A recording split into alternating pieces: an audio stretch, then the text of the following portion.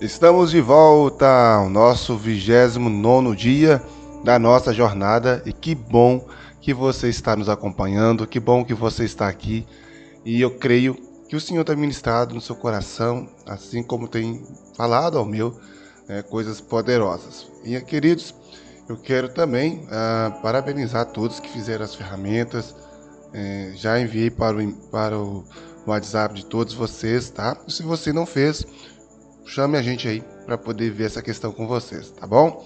Hoje nosso tema é ainda, dentro do contexto da responsabilidade. Hoje nós vamos pegar o exemplo de Jesus no mesmo texto que lemos ontem no livro de Mateus, no capítulo 16, e ainda na sequência do texto nós teremos aqui um desfecho maravilhoso na qual o Senhor nos ensina, sobre humildade e responsabilidade na prática.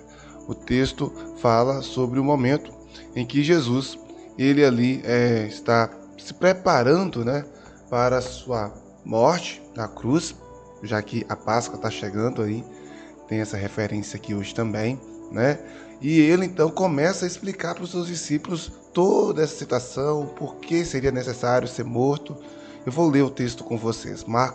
Está em Mateus capítulo 16, versículo 21 e 26. Eu resumi aqui para não ficar muito longo. Desde aquele momento, Jesus começou a explicar aos discípulos que era necessário que ele fosse para Jerusalém e sofresse muitas coisas. Pulando aqui o texto, tá? Fosse morto e ressuscitasse ao terceiro dia. A Páscoa está chegando, onde nós falamos muito sobre a morte de Jesus e a sua ressurreição. E eu sei que fala da nossa salvação, fala do Cordeiro que foi morto, fala do sacrifício por nós, por nos amar e nos livrar da morte, nos livrar do inferno. Mas esse momento também nos ensina muito sobre humildade e responsabilidade. Para a gente já começar a pensar sobre isso, eu quero te perguntar, como você tem lidado com as responsabilidades que Deus te confiou? Você pelo menos sabe quais são? Você sabe quais são as responsabilidades, o ministério que Deus tem colocado na sua mão? E eu não estou falando apenas do ministério da igreja, com a sua vida, o propósito de Deus para a sua vida.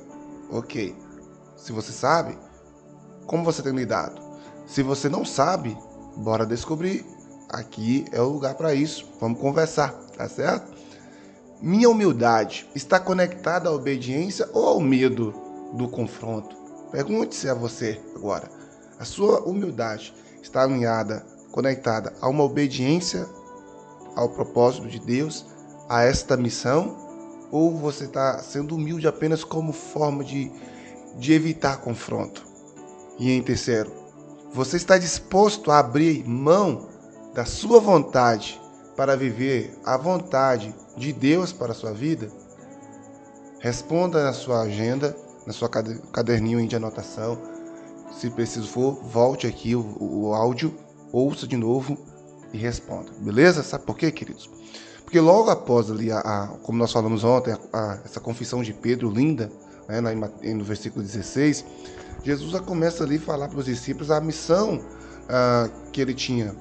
E a missão de Jesus aqui era sofrer, era morrer, só que também era ressuscitar. A decisão de caminhar uma cruz no ápice ali, dessa responsabilidade como missão, e como também um ato de humildade diante de Deus, Jesus não recuou diante dela. Pelo contrário, ele caminhou em direção a ela. Sabe? Ele não tentou manipular os acontecimentos, para evitar essa dor, evitar essa exposição. Pelo contrário, Jesus assumiu o preço. E essa humildade de Cristo, meus irmãos, percebe que ela não é passiva. Porque há um erro muito grande nosso de confundir humildade com passividade. Pelo contrário, ser humilde é um ato de coragem. Coragem a se submeter à vontade de Deus. Coragem para fazer aquilo que é necessário fazer da maneira certa a fazer para que você alcance o propósito que está na sua frente. Propósito eterno de Deus e também os propósitos pessoais que Deus permitiu que você colocasse diante dele. Entendeu? Então, mesmo quando, às vezes, que para cumprir esse propósito a gente vai ter que fazer algum sacrifício, a gente precisa continuar caminhando em direção dele, que é o exemplo de Jesus.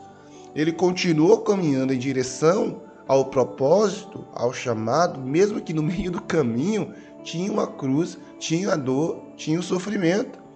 E isso revela, sabe, que responsabilidade com a missão não é um peso, mas sim um propósito.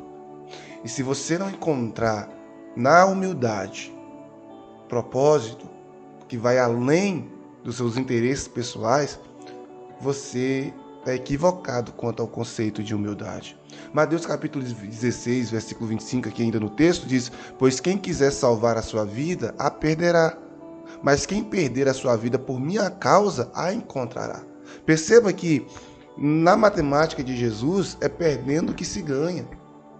E muitas das vezes nós não estamos ganhando coisas maiores porque nós não estamos querendo abrir mão das menores. Percebe? O nosso orgulho, geralmente, gente, vai se manifestar quando você tenta evitar o desconforto. O desconforto é uma pedra de tropeço. E se você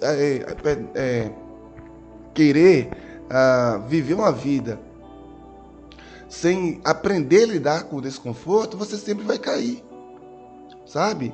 Viver uma vida sem aprender a lidar com desconforto é viver uma vida de auto-engano, auto-sabotagem.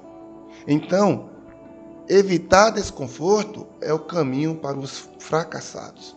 Pelo contrário, aqueles que alcançaram grandes vitórias tiveram disposição para enfrentar grandes desconfortos.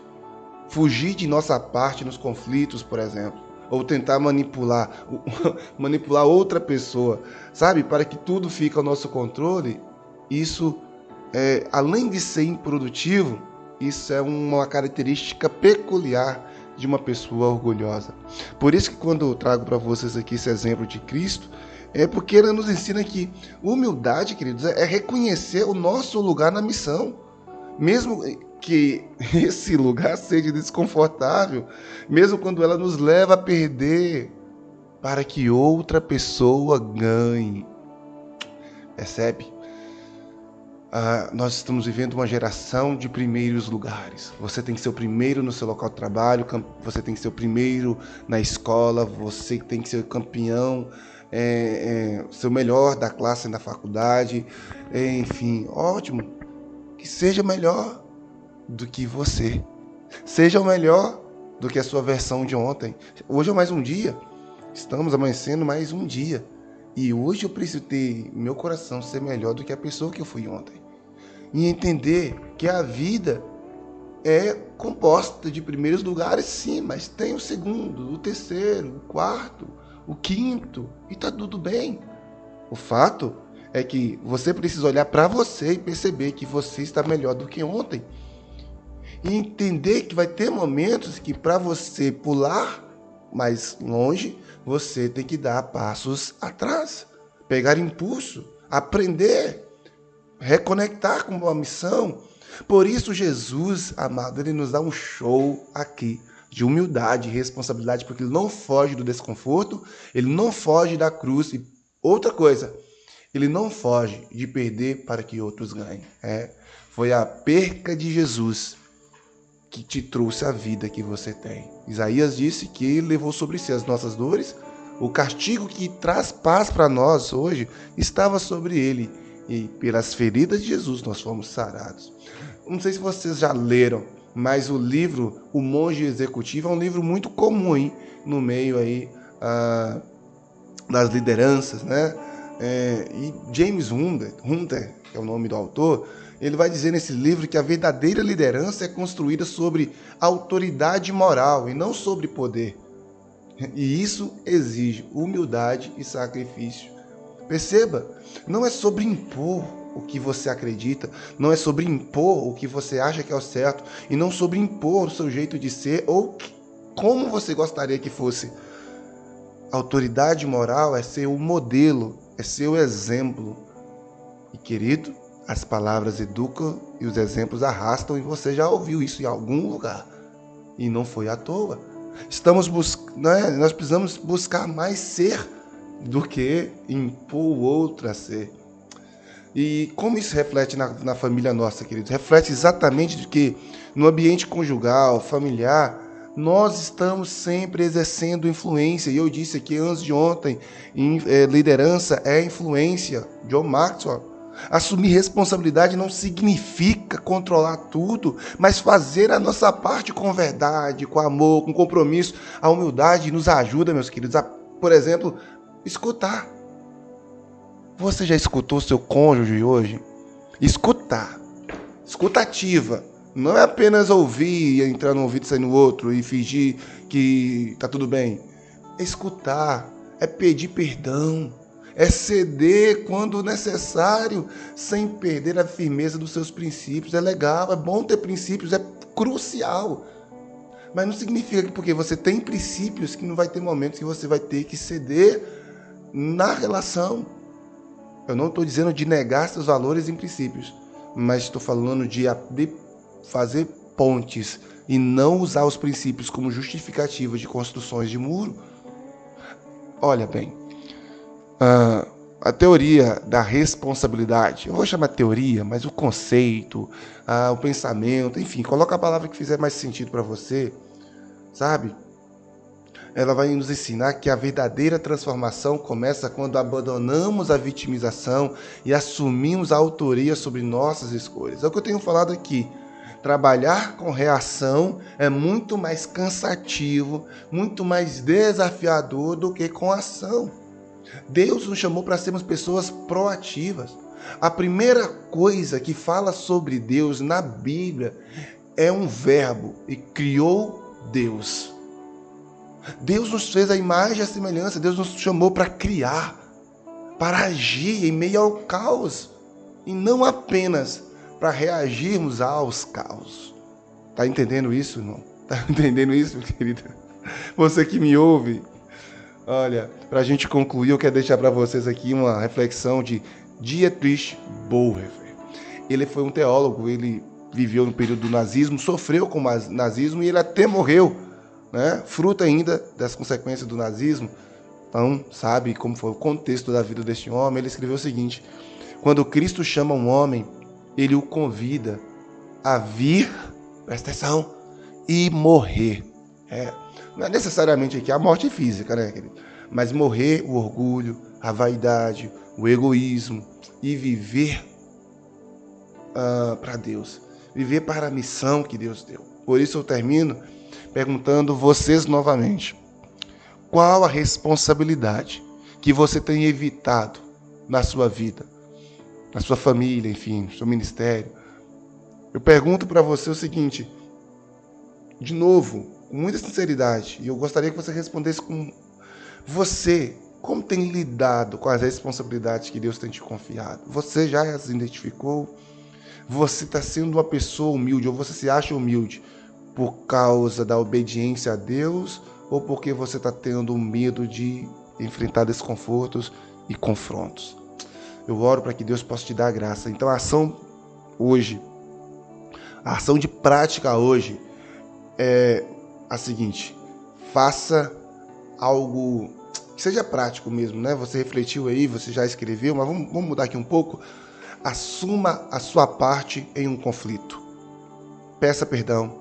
Recomece uma conversa difícil e volte a uma rotina, sabe, de sinceridade, a uma rotina de proatividade, de sair dessa reação e começar a ter mais atitude. Então, essa é a ação prática. Tome a sua parte. Lembre de todo o conflito. Em todos os conflitos que a gente tem com as outras pessoas, tem uma parcela minha. Talvez seja pouquíssima. 5 de 100, 10, 15, enfim, não sei. Mas se responsabilize sobre ela e por meio dela, reconecte. Deus está nos chamando à reconstrução.